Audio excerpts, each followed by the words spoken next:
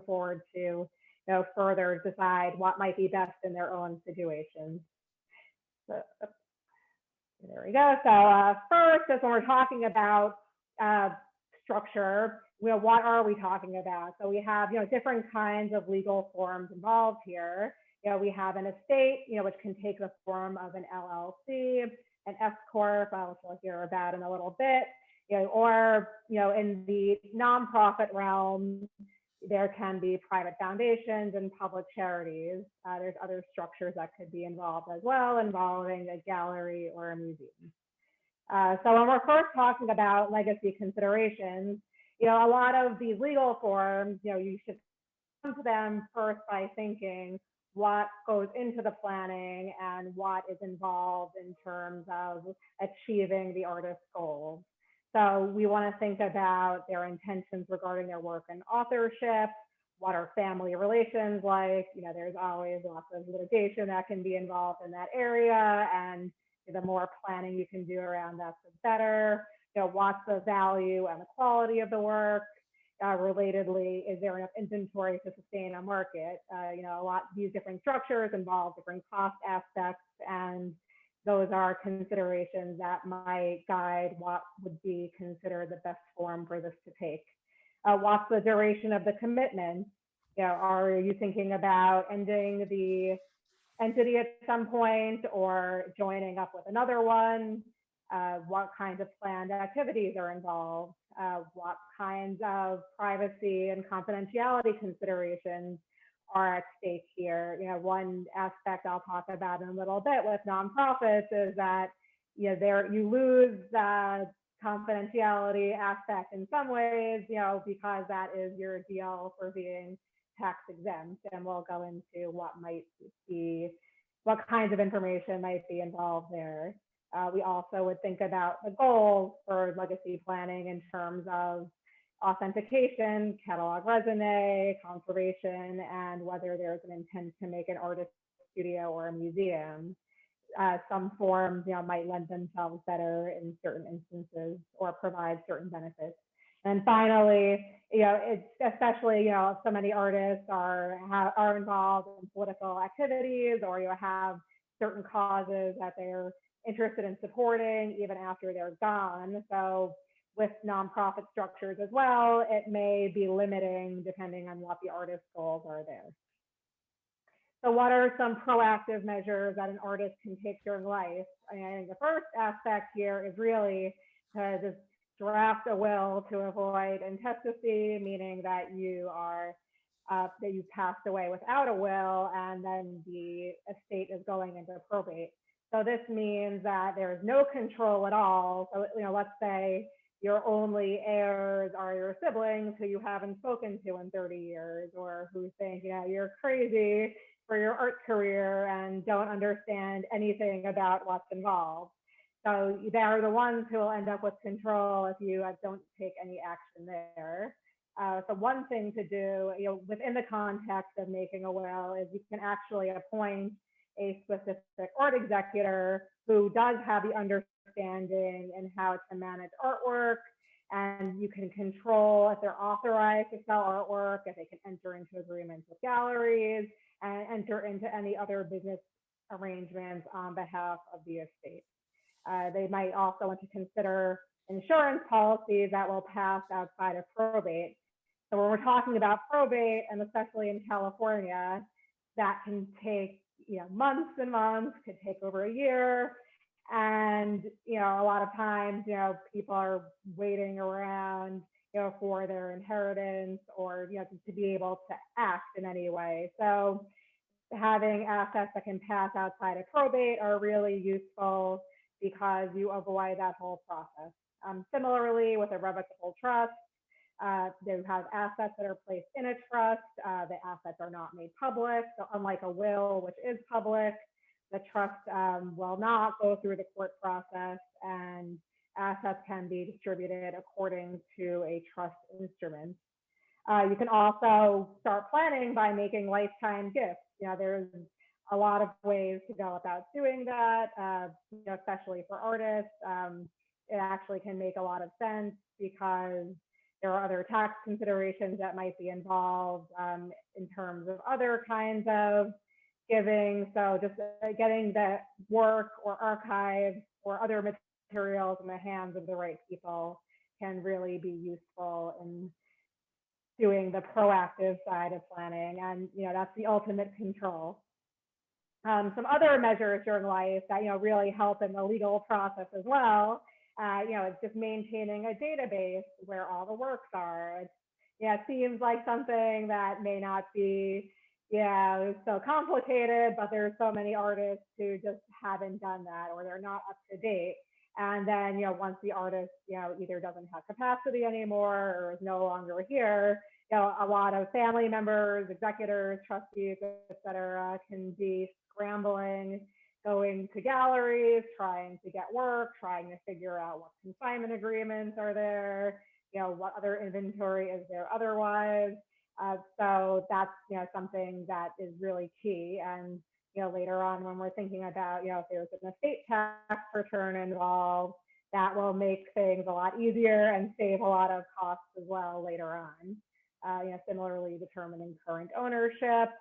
There's, other issues involved as well, especially in conservation and, what might be involved in, the care of the work otherwise, especially when we think about materials that exist today, but may no longer be available. We think about, Dan Slavin, fluorescence, as kind of the primary example.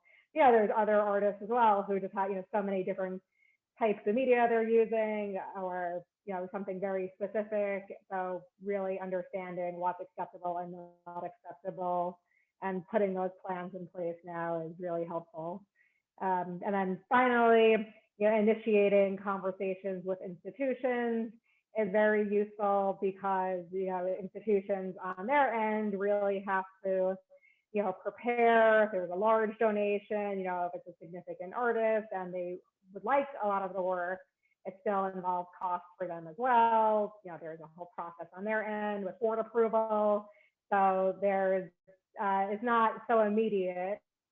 Some people, may try to leave work in their estate plan to a museum, but, the museum may not want all of it. So those are all the kinds of things that, having earlier conversations, will really save a lot of problems later on. So when we're thinking about the tax side of this, there's the role of taxation in determining the form.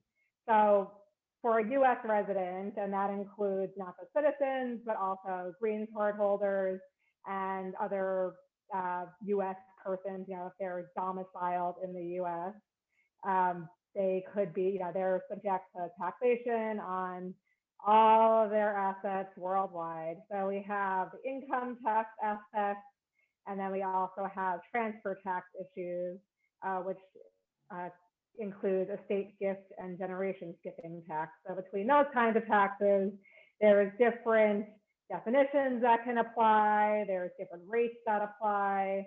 So it's really important to remember that those are two separate things that we're thinking about. For income tax purposes, an artist will have something that's called a step up in basis on their death. That's true for any individual, if they own the property directly. So that means that on the date of death, the basis for tax purposes becomes the fair market value. So if you have an heir who is then selling a house or a sculpture or any other property, they won't have any gain on it necessarily, because that fair market value has been put into place. Otherwise, on the income tax side, we're thinking about the deductions during life for art practice, and otherwise on the charitable deduction side for income tax, there are these limits. Artists are in the business of making art, so they have inventory, that's their artwork. So the tax code distinguishes between ordinary income property and capital assets. I think a lot of people may have dealt with this in other situations, maybe a home or other property. And similarly here, there's different rates that apply. So if you are an artist, that's your business, you have a limited deduction that you can take for life, but that will change, for estate planning purposes, where the full fair market value for a charitable donation at the time of death will result in that deduction from any estate tax that might be applicable. So here is just a little more detail on the estate tax. So it's an estate tax that is taxed on the estate. Beneficiaries do not have to pay any tax for property that they inherit, but of course they may be responsible for determining how to pay the estate tax on the estate, which may have to involve, sales of artwork or other ways to raise money to pay taxes, especially if you have illiquid assets. So all property of a U.S. resident is includable, tangible and intangible property, wherever it is. One technique, when estate tax is applicable, is that the surviving, if somebody is legally married, then their surviving spouse can get a marital exemption, so you can transfer property to them through various forms, including trusts or your outright gifts, and that there won't be any estate tax due at that time. So, for a lot of artists, who might have a taxable estate, they might want to consider getting married at some point, even if that's not necessarily their overall life plan. But for tax purposes, there is a big distinction between being married and not being married. So that could be something to think about. And when we're talking about a taxable estate, right now the number is very high. An individual does not pay any kind of estate tax until their estate is worth a little over $11.5 million. But that number can go down. There's a lot of discussion about that. I know in New York, there is some discussion also about increasing the estate tax in New York for New York state residents. California does not have its own estate tax, only the federal tax. So that's something to keep watching as well. And again, that applies to the fair market value of your property. So we're thinking about that number at that value at the time of death. And then for gift tax, you can make a gift up to $15,000 to as many people as you like, as long as that's a gift of a present interest. And that's another way to avoid potential taxation or get assets out of your estate. And then finally, there is the generation skipping tax, which is very complicated, but also something that comes into play when you're thinking about estate and gift tax because of government interest in not escaping tax totally when property is passed down from generation to generation. So on estates, so estates, when we're not talking about tax exempt organizations, these are just regular for-profit entities. These are all of the kinds of features that you would find here. So there is greater flexibility in structure. There's no public disclosure requirement except for any aspects that might be required in the court filing or just otherwise through the normal course of business, with any state filings that might be involved. You can engage in all kinds of activities, including IP activity. There is no issue about political or lobbying activity that's involved. You can, you don't have these self-dealing limits, but there is no tax benefit per se. And then some examples of these kinds of structures of a David Smith estate and a Mendieta estate. I will pass it over now to Yayoi. She will give you a little bit of detail on what she does every day. Great. Thank you so much, Melissa, for that wonderful, wonderful intro. Thank you also, Tracy, and the RB Kitaj estate for having us here as part of your legacy planning series. And again, so honored to be within this community of artist estates, artist-led foundations, artist studios, and also to be in conversation with the lovely and amazing Daniel and Melissa. So Melissa gave us a very, very quick overview of what an estate is versus other tax-exempt forms. And so I want to provide my lived experience as what we do at the Chris Burden Estate. For those of you who need a little reminder of who Chris was, Chris Burden is an American sculptor, performance person, and installation person. He passed away in 2015. He is represented by a gallery, and he has been thankfully collected by many institutions around the world. He first started his practice as a performance artist. Next slide, please. And I would say at the beginning of his young career, he was very interested, I think, in performance and really sort of thinking about things like long durational performance, before that was even a term, what it means to use the body as a primary medium, what it means to potentially put one's own body as a medium in aspects or environments or situations that could potentially be violent or dangerous or risky. And we also think about Burden's performance practice, where we think of our audience as in some ways almost being complicit. They are being participatory in the performance because they are having the opportunity to watch Burden undertake these things to his body. And so in some ways, I like to think of Burden's performance art as architectural and interventionist because of the fact that he often subjected the audience to exploring what was happening before their eyes in time and in space. Next slide, please. So after a time, his practice continued to develop. And I think now he is probably most well known for his large site-specific installations. You're seeing on the screen Urban Light from 2008, which is still proudly on LACMA's campus. LACMA recently reopened, and even though it's under construction and renovation, you can still go to see Urban Light. You also see behind me, my background is a daytime image. These were Zoom backgrounds that we decided to put out with LACMA at the beginning of the pandemic. So interesting to think about the fact that Burden had a subversive performance art practice, but he became known for these more, shall we say, mainstream site-specific installations.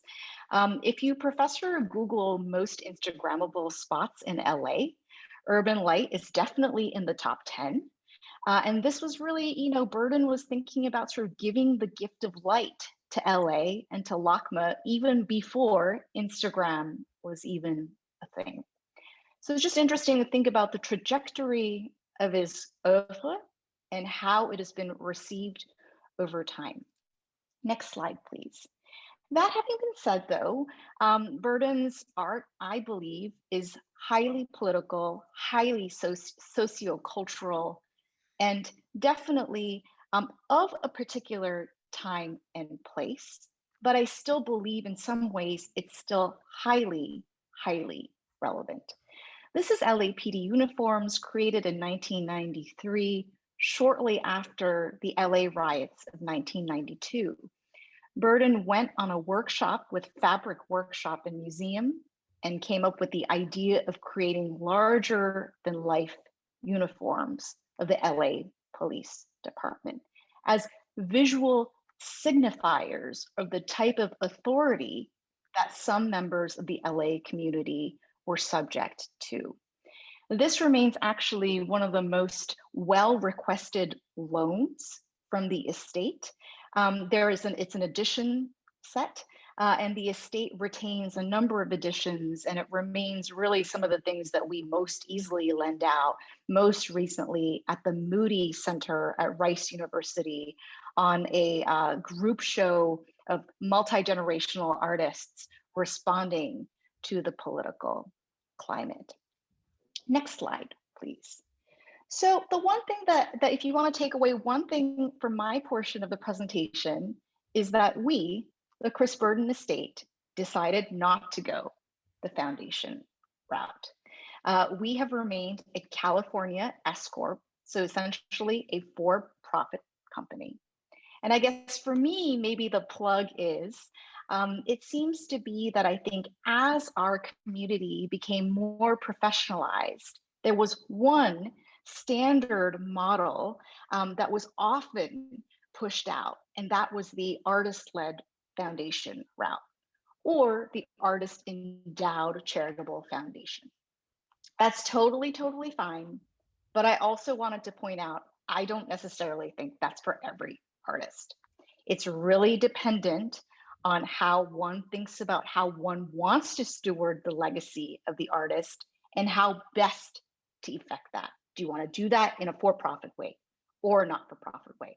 If you're going the not-for-profit route, you have to think about things like governance. And as Melissa accurately and so eloquently pointed out, there are other considerations as well.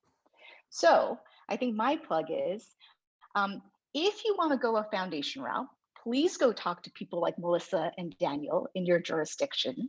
However, it's totally okay if you decide not to have a foundation.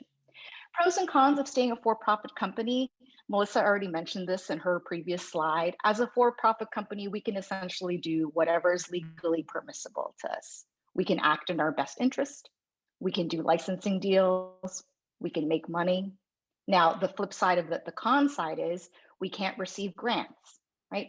There are some grants out there that help the operation of sort of artist estates.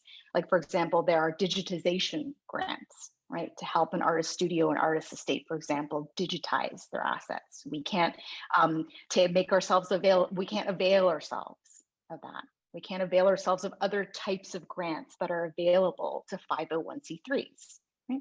But at the same time, we have the flexibility to move forward in the best way possible.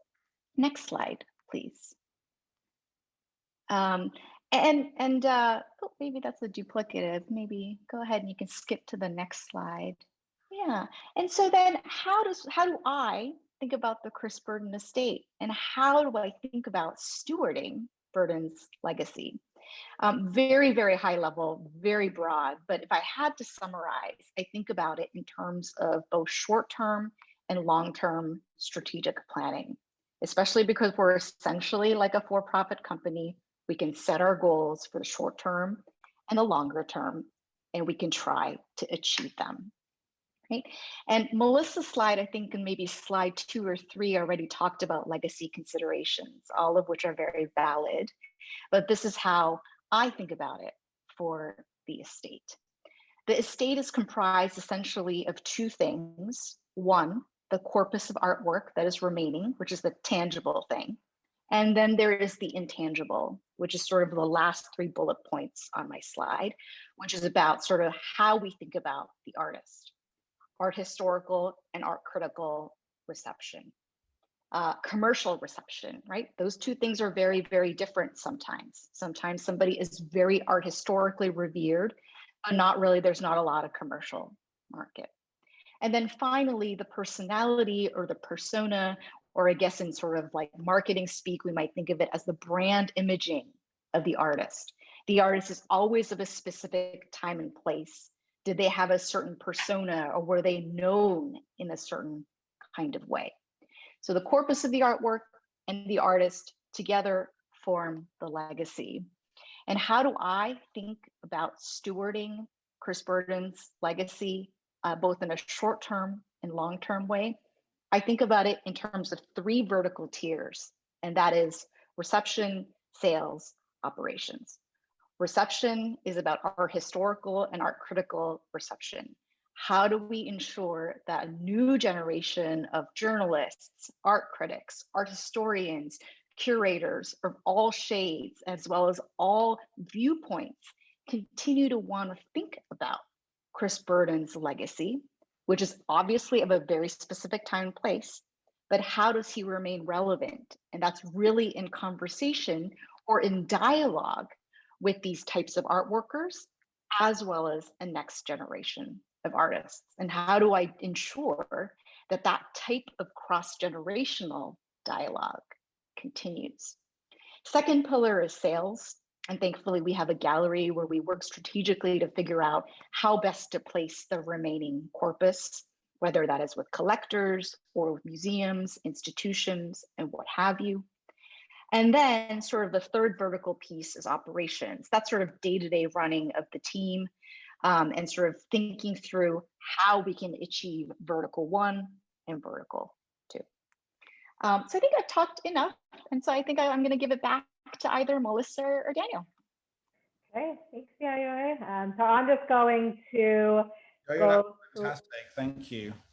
Yeah, so again, was hearing exactly what is. Yeah, so I'm just going to quickly run through kind of some nuances within the C3 world, and then I will hand it over to Daniel. So basically, in the C3 world, there's a couple of different entities that we're talking about, but usually it's first we have private foundations, and then we have public charities. So within the private foundation world, we have non-operating foundations and we have operating foundations. So those differences basically involve what exactly is the organization doing. And the non-operating foundation usually is a traditional grant-making foundation. They don't really have their own activity necessarily, but they are funded. It could be an artist endowed foundation, and they are giving money to other charitable causes so they can follow through on their missions. An operating foundation is actually engaging in its own activity. So a lot of foundations that we think about, we've gone to art and practice. We know the Rauschenberg Foundation engages in a lot of its own activity. Those are another kind of foundation. There's a couple of key differences within the world of non-operating and operating foundations in terms of tax deductibility, with operating foundations being more favored, as well as some rules that may or may not apply. Just to go to the definition in 501c3 of the tax code very quickly, this is what exactly is required. There's language around, it could be a charitable organization, educational purposes. That's usually where artists fit in. And we can see at the end that there was an absolute prohibition on political activity. And that is especially true in private foundations. Here are some mission statements that you can see where you can kind of see the applicability of that 501c3 definition to how these organizations are actually operating. So when you form a foundation, that means that first of all, you're classified as one by the IRS automatically, unless you can prove public support, which I'll address in a second. Different fiduciary duties apply. So there's a duty of care, there's a duty of loyalty. There's the example about the Mike Kelly Foundation. There's issues around self-dealing. So private foundations have very draconian rules around this, and it's really important if you are thinking about forming any kind of tax-exempt organization to think about how your activities are going to be planned, because these self-dealing rules may not always be so obvious. Some of them kind of seem silly in certain ways, but they are what they are, and you certainly do not want to jeopardize your tax exempt status otherwise. There's issues around compensation to think about. There's unrelated business taxable income. If you have too much of that, that can also threaten your exempt status. So those are the different issues to think about, especially in private foundations.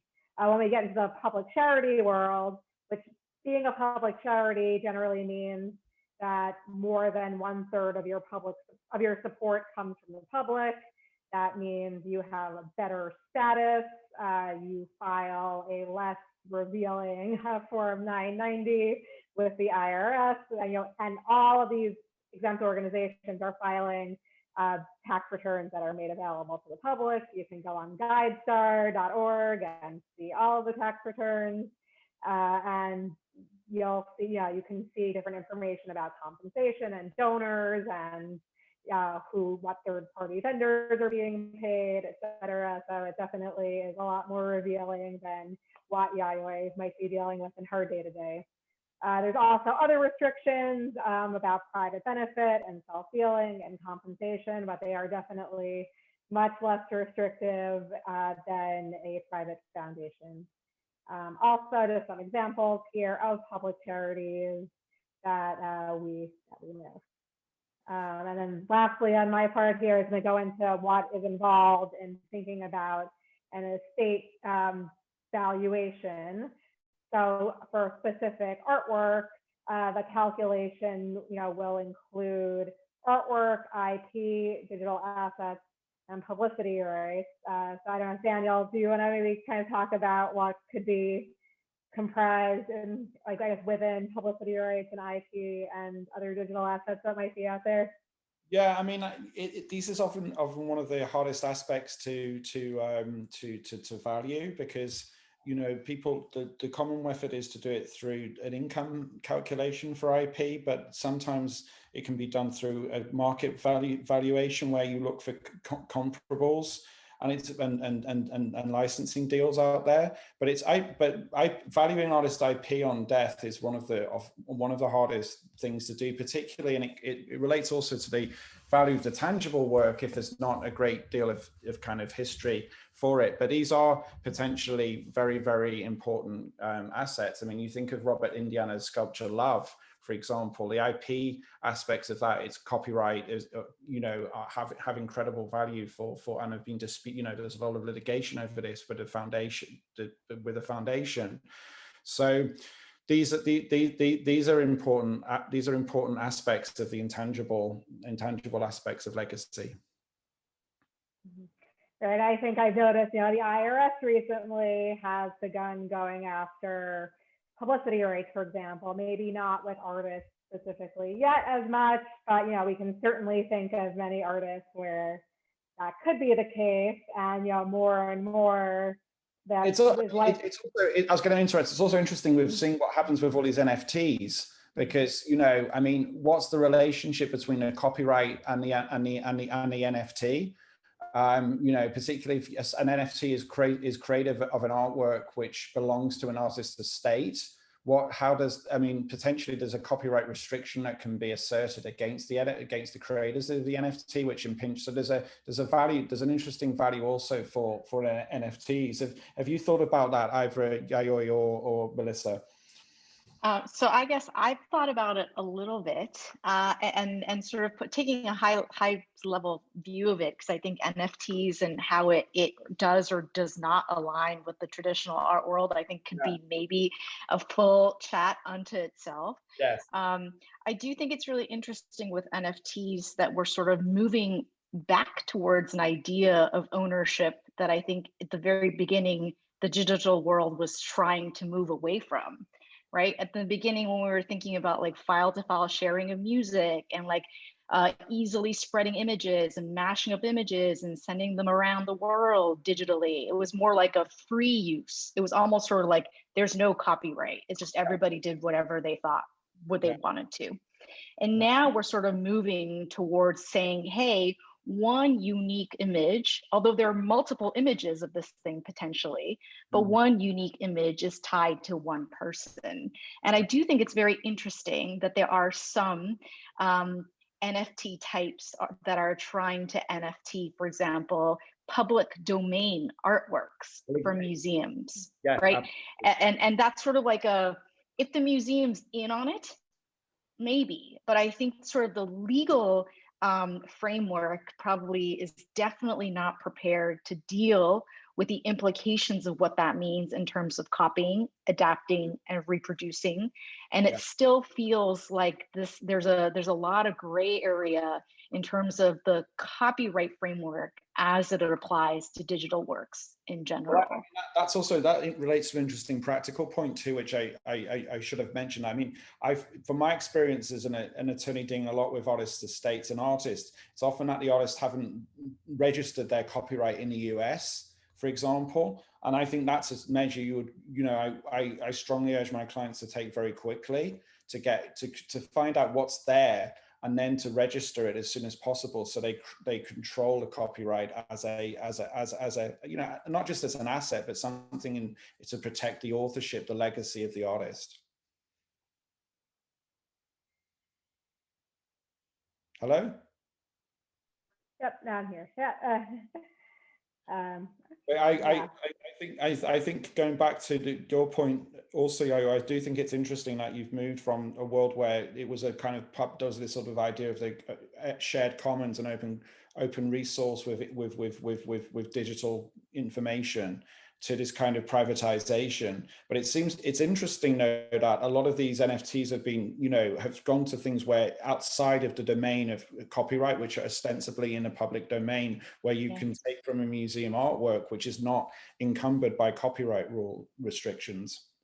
Yeah, absolutely. And obviously, to bring it back to this conversation, though, you know, I, as an estate, fully believe that sharing images about Chris Burden's artwork, or ephemera or archival materials that are digitized that support, for example, a historian thinking about Burden's practice. Yeah. I will come out and say I give that away pretty freely in terms of, you know, I don't charge a fee. I would far prefer if somebody wants to do educational, charitable, or even just curiosity research on the artist, I would like to have that freely shared. And so that's actually an interesting point to think about for estates in terms of their IP and valuing their IP assets going forward.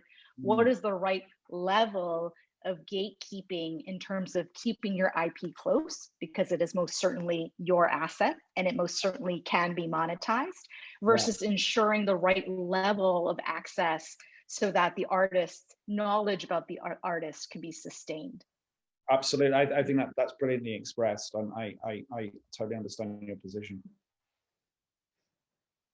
Exactly. I feel like that's something you can build into your estate plan as well, you know, as far as thinking about, you know, who may have the authority to make those decisions, and also, you know, how will those IP rights be owned, you know, in terms of maybe assignment or license otherwise, and giving somebody that, or giving an entity or some other person that authority to make those decisions. You know, it's difficult for estates that don't have huge assets. IP becomes very important, particularly copyright. But if copyright's not used, I mean, but I think if copyright's used in a very kind of undifferentiated, unnuanced way, where it's, you know, without the considerations that you've just outlined, Yayoi, then it becomes a problem, and it can impede the legacy of the artist, and it can prevent things, particularly in a non-profit, you know, academic context, from being the artist's ideas and work from being truly circulating and discussed. So there are notorious examples of estates that have, you know, I think used copyright in a burdensome way, actually. Exactly.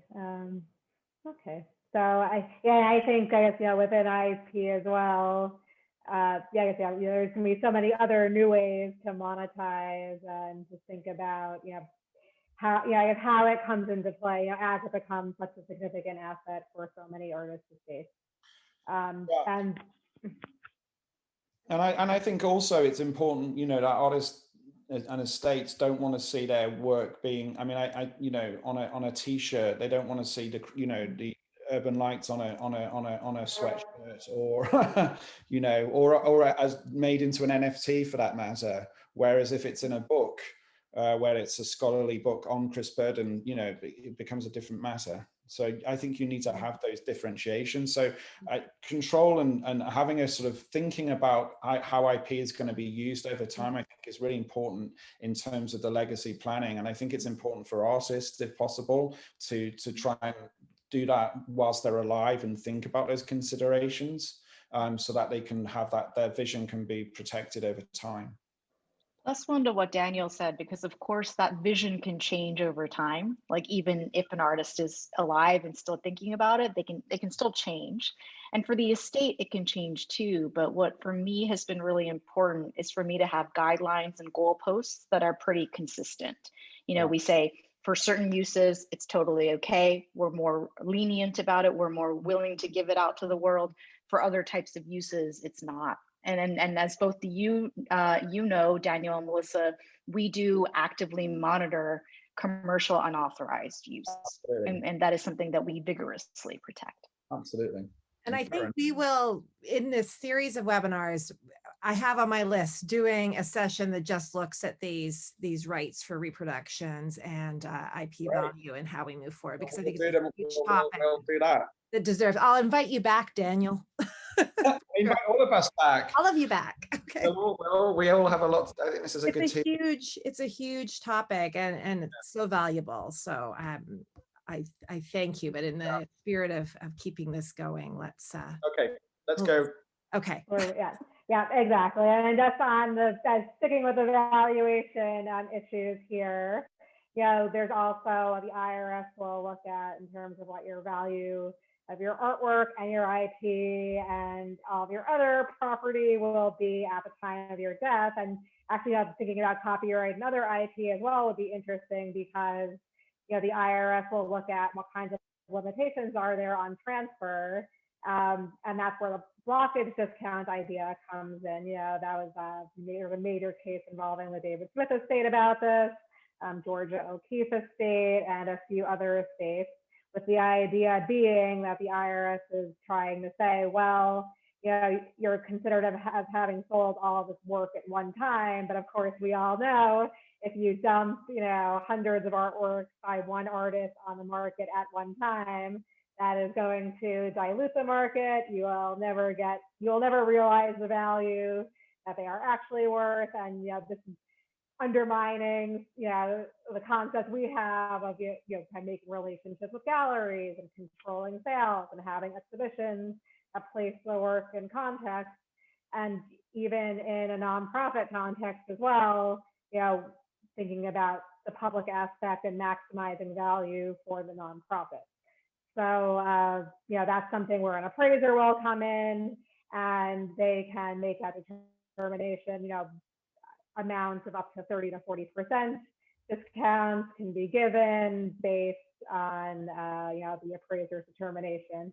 And you know, this applies in other aspects as well. You know, if an artist has a valuable entity, you know, there's always the idea of, you know, restrictions on for lack of control and marketability, so that your interest, you know, who else would want to buy this on the open market? You can't do anything, you can't vote, you know, it's a minority interest. So, you know, what value does it really have? So this is a very popular estate planning technique as well, and can be, you know, potentially used here. And something else artwork specific is the IRS Art Advisory Panel. So the Art Advisory Panel, you know, there's some facts about it here, but basically it will look at the artwork. It's composed of curators and other experts, you know, from a variety of fields in the arts. They don't know whether it is going to be for charitable deduction, you know, for income tax, let's say, where you want to maximize the amount, or for estate tax, you know, where if it's includable in your estate, you know, you want the value to be as low as possible. So you have these competing concerns. The idea is that the Art Advisory Panel, you know, has blind, you know, of course there might be curators on the panel who might say, oh yes, of course I remember this work, this is in so-and-so's collection, I saw it in their house a couple of years ago. So, you know, that could come into play as well, but, you know, they might recuse themselves or otherwise, you know, find a way to work around any potential conflict. And then to move on to governance, So in all of these different kinds of entities, whether it's a foundation or an estate that's not tax exempt, you're always thinking about different kinds of board structures and potential conflicts with family members, conflicts of interest, all these different things that can happen there. And I know, Daniel, do you want to talk about some board models that people have been using or that you've seen? So basically, you could have, all these different ways to have board protections in there in terms of making sure there is adequate turnover, that you have term limits. You can establish different committees, depending on the values involved. If it's a tax exempt, the state might require it to have an audit committee of some kind or require audited financials. There's also the idea of the reasonable compensation coming back. There's the example of the Twombly Foundation where that was at issue. And then, another famous example is the Mark Rothko case. Daniel, do you want to kind of give a quick summary?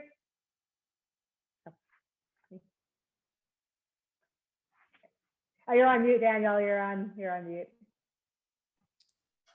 When Rothko created his foundation prior to his death, it was very badly thought through, his will, and he was still an artist shown with Marlborough Gallery, and after Bernard Rees, who was a director, entered into contracts with the gallery on behalf of the estates, under which Rothko's paintings could be sold by the gallery or its affiliated corporations, and these was done at a huge undervalue, and the contracts were to last 12 years at least, and the gallery was to receive a commission of 50% of the proceeds from each sale of the painting. I mean, as a result of this, the gallery distorted his market with selling a huge amount of work under value, acquiring work at undervalue. And this led to long-term litigation with the gallery and also with some of the executors. And Rees was found personally liable for $22 million. And another executor, Theodore Starmus, was also held to be personally liable for $23 million. So this case was litigated in New York, and it was I think it's one of the biggest examples of notorious examples of what can happen when you have these conflicts of interest, and when galleries are heavily involved in dealing with and have members involved in artist estate and the administration of the estate. So it's a great kind of lesson of what to avoid in terms of artist legacy planning. Exactly. All right, and then, and on that note, I was thinking about kind of custodianship and legacy objectives. Take it away, Daniel, here as well. Well, I think this really relates very much to what Yayoi was saying before. I mean, in terms of a kind of liberal understanding of how intellectual property rights can be used, and that there are certain types of usages which are very beneficial for furthering the artist's legacy and enabling the artist to participate really within a kind of within the space of art history and within museums, and for other artists to be able to work on those use those works. And so the Warhol Foundation and Fauschenberg Foundation have been very liberal, for example, when other artists have used the work of those respective artists. And there was a show a few years ago with Harrison, where she used the Rauschenberg's works. And that was the Rauschenberg Foundation were very favorable to that, and I think understood how important that would be in terms of furthering the legacy. But obviously there are also kind of boundaries for doing that, where works become misused in merchandising and advertising, then that becomes a different issue. And controlling the access to the archive is also in its own right a kind of very interesting thing. About the archive is one of the most important repositories of an artist's kind of legacy, and provides so much information about what the artist did during their lifetime and thought about their work. And so controlling that just controlling it physically and accessing it is also important in its own right. And there was a very interesting project a few years ago, which Jill Magid, the New York artist, worked on, which I advised her on in relation to the Louis Barragan Foundation, where the Barragan Foundation is actually an eponymous foundation created by people who were involved in the Vitra design company. And effectively, they acquired ownership of the archive, and it went to Switzerland. And one of the criticisms of it, basis of Jill's project, has been the lack of transparency and access to the archive. So although it's been preserved, it had left Mexico quite controversially and was acquired from a New York gallery. The foundation in Switzerland has not has not permitted as much access as it reasonably could have done, you know, to enable discussions and access to Barragan's ideas. So it's an appointment of suitable custodians. Yeah, Cornell's executors is a great, wanted to sort to destroy the artist's archive, and it was challenged and it went to the Smithsonian. That's a great one. And it's also the classic story, I think, of Clement Greenberg changing, was it David Smith sculptures, where painting over them, or I think you know more about that, Melissa, but there are all sorts of things. Reverse, yeah. Sorry? Stripping the paint. Stripping, yes, exactly, because it, you know, I mean, and that wasn't even in accordance with what the artist wanted, but what he thought the artist should have done. So there are all sorts of notorious examples of poor custodianship. But I do think it goes back to having, you know, I think thinking through these issues actually prior to the artist's death is really important, and trying to produce a kind of a sort of nuance. I mean, you know, have goalposts which can have flexibility, but have some sort of broad policy ideas where there's a sort of, you know, thinking in place which can deal with and respond to some of these fundamental questions about how authorship is to be exercised. And, you know, another interesting and important aspect too is obviously authentication. I mean, authentication is underpinned by rights of intellectual property rights, particularly moral rights of authorship, for example, in Europe, which are very strong, the artist rights of attribution. So often it's the estate that is the kind of legal guardian of authentication. But you know, in the US, estates and foundations are at least a de facto, you know, source for the art market and for the art world to be able to authenticate. So I think that's a very important aspect of legacy, which is fraught with legal challenges and, you know, problems. And there's been a lot of litigation in the US, which is forced in the wake of the Andy Warhol litigation, where Simon Whelan sued the foundation. A lot of artist authentication committees have disbanded, which is actually a problem for the markets, and I think also for art history and for legacy as well.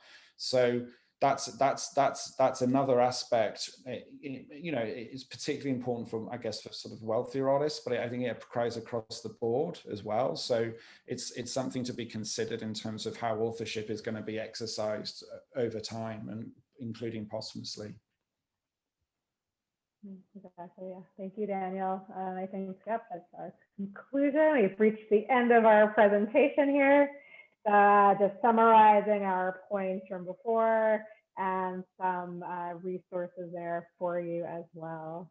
So I know we have some questions, and I'll let Tracy take that away. Hi, great. That was amazing. My head is full, and I've been rapidly taking notes as well on what we need to cover in future webinars, because I think the whole edition situation and posthumous editions and looking at all of that are really important considerations that would take more time than we have this morning, given that we've already hit our, we should talk for sure. So that will be something we come back to as well. There's just one question here too that I wanted, the idea of self-dealing. And I know even for myself, and when the Kitaj estate was looking to set up a foundation, there were many rules that we had no idea existed around how family members, board members, the relationship they would have to a foundation. So I think that self-dealing topic is really a big one too. And I wonder if someone could give a quick definition of what self-dealing means. Someone's asked, does self-dealing mean if you collect, buy, and sell the artist's work, the work of the artist whose foundation you are a board member. So yes, right? Right, yeah, It it's just, I depends. mean, there's a couple of It different ways that, depends. I think that's it depends. Depends. But go ahead, Melissa. Yeah, You're a tax expert. Go ahead. well, I think there's a couple of different ways it comes in, though. If you're a public charity, you have the looser rules, but, as an exempt organization, you're always bound that you cannot privately benefit from the exempt organization and you cannot have any private interment. And on top of that, if there's any compensation, it needs to be reasonable. So that's in a public charity context. And in the private foundation context, you have stricter self-dealing rules prohibiting any sale or lease of property between an interested person or a disqualified person and the foundation. There's a whole definition of who is a disqualified person, but those are basically just insiders. Even, and there's other kind of similar restrictions that can involve as well, and between transactions between the foundation and any kind of insiders. But beyond that, there also are these fiduciary duties. So every state monitors tax-exempt organizations. Part of forming the organization is that you register with the Attorney General Charities Bureau or whatever it's called in that state. And they have oversight. So just as corporations and their boards have these same duties, this is a fiduciary duty is a much higher level of duty, and duties of care and loyalty are very serious. It can lead to personal liability if you are a board member, and somebody else might complain to the Attorney General. That's how these complaints or how these cases might start. Is that you have one board member, is very dysfunctional, and then goes straight to the AG, and then says there's all this terrible stuff happening, please investigate. Or they go to the press. So there's different tax and non-tax considerations involved in thinking about that. Great, thank you. No, I think that the biggest piece of advice I got is get a lawyer who understands artist endowed foundations. So thank you all so very much. That was so useful and helpful, I think, to so many. So I'm very grateful for everyone's time. Thank you to the audience as well and for your questions. And if you check out rbkitaj.org, we'll be sending links at the bottom there, as well as information on upcoming webinars. So I hope to see these three back again, because I think we have more to talk about. So thank you all. Happy Tuesday. Take care, and we will see you again. Have a great day. Thanks so much, Tracy, for having us. Thank you so much. Take care, everybody. Stay safe. Bye.